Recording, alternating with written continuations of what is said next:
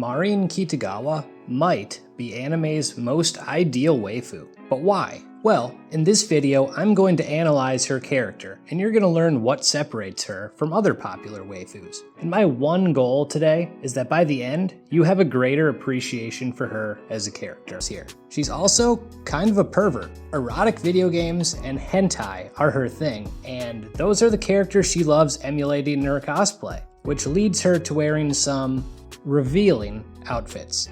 Marin is comfortable in her own skin and with her body, most of the time, and she's able to play off her horny taste in fiction flawlessly as a gyaru who says what's on her mind and has no issue making suggestive jokes or teasing. However, that's the surface level stuff. What makes her such a great character, that goes deeper. The best thing about Marin Kitagawa, hands down, is how accepting she is of others. It's relatable to be nervous about people judging you for the hobbies you enjoy. You can probably think of a time where someone thought something you like doing was weird, or you showed someone something you love, and they put on a polite face at the time, only to make fun of it later.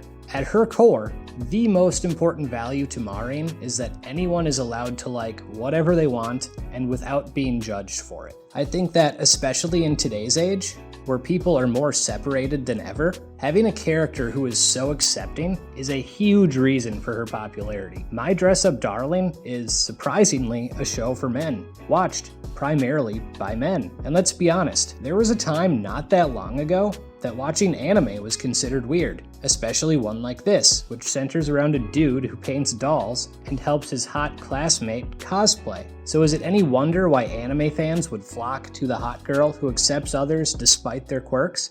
Absolutely not. This is a key element in her relationship with Gojo. He's as introverted as they come, and if at any point he felt that she was judging him, his personal growth would have come to a halt. But that simply never happens. All he knows from her from the moment they meet is genuine support. They met and bonded over interests that would be considered niche, and that's why her reassuring nature is also thematically consistent. The traits don't stop there though. Empathy and kindness are a hallmark of Marin Kitagawa's personality. When she falls into Gojo's desk in the first episode, she asks if he's okay, even though she clearly took the brunt of it. When she finds out she was unclear on the deadline of their first cosplay, and that had Gojo juggling work, finals, and creating her costume, she breaks down in tears and feels immense guilt, especially because she knows he's not one to speak up for himself and he's going to internalize all of his struggles. When she thinks he's overworked, she shows genuine concern, and when his grandpa falls and gets injured, she not only offers to help in any way she can, she simply does, which you can do here too, by subbing to the channel. And while these are all nice, soft traits to have, she's quite assertive and has no issue speaking her mind. But she's able to do so in a way that doesn't sound forceful. She wants Gojo to stand up for himself and gets upset that he allows himself to be taken advantage of. She won't stand for it if anyone makes fun of others' interests and will not compromise on the things that are important to her. When she doesn't feel like she's bringing value to the table, she's more than willing to pay for items or put in any amount of effort needed, giving things her all. This balances her out as a character well, though it goes further. Her perceptive nature is another strong quality. She excels at paying attention to people, noticing when a smile is genuine, or when someone is being taken advantage of and won't speak up. Not only that, she's appreciative. As someone who isn't a natural at picking things up herself, and one who has unusual interests, she recognizes when someone has put a lot of effort in. She understands how important that can be to others and that they deserve praise in those situations. Or even in a situation when Gojo is uncomfortable, she'll be cognizant of that and go out of her way to make sure she can help or be a calming influence. And while that may make her sound as though she's flawless, she's far from it, which is another reason why she's such a likable character. There are plenty of insecurities we see her deal with throughout the series. She wears colored contacts and is embarrassed to be seen without them. She's constantly getting flustered. And while some of that is normal girl stuff like worrying about eating too much or the taste of her cooking, most of the time, it's situations you wouldn't think would bother someone with such self-confidence. Like, she's comfortable showing off her bra, which is, bold, but it's not as cute as she thought it was, and that's the part that gets to her. Or not being able to pull off pigtails in her hair, or having her stomach growl.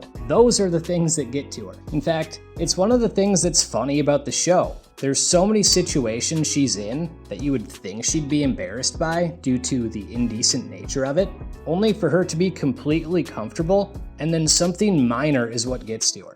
For someone who is seemingly so comfortable in her own skin, the minor and weird body image issues she does have are peculiar, and if I had to guess, probably stem from her dad largely being absent or her mom passing away. I'm not far enough into the story to say much more than that, but I'm comfortable saying that her past influences her present, and the colored contacts part specifically will likely be explained over time. There's plenty more to say about her right now though. She's a clumsy girl who is over-reliant on eating convenience store food. She's not detail-oriented or great at focusing. She fangirls way too hard sometimes, and she can get in her own head. She gets jealous when Gojo spends time with other girls and wishes she was more of an insider when it came to cosplay. It seems like she's always sweating, and she has issues taking compliments. As I said earlier, she's a gyaru, and while they don't put a whole lot of focus on that in the show, there are negative connotations that are associated with that in Japan. There are plenty of times she over-exaggerates for effect, and she's a bit of a whiner. It doesn't seem like she picked things up naturally or quickly either. She's obsessive about her likes and can lose control of personal space boundaries when excited. While she has tremendous emotional intelligence, her regular intellect isn't anything to write home about. When you consider all of these things, it makes sense why she and Gojo have such a wholesome relationship. The things she struggles with, like attention to detail, she appreciates about him. Her being obsessive about what she loves allows her to appreciate what others love. When others put in effort and struggle, she can relate because things don't come easy for her either. Her flaws are relatable, and this makes her falling for Gojo believable, which isn't always common in anime. This is not the case of a perfect girl falling for a guy because plot. It's not that Gojo is some perfect character himself, far from it. They simply share a lot of the same values, and his strengths are things that Maureen finds attractive. It's a great relationship because it's based around support, and it all makes sense. So yeah, the hot, genuine, supportive, and appreciative girl is pretty great, huh? I hope you were able to find a greater appreciation for her in this video, and I hope to see you back for more.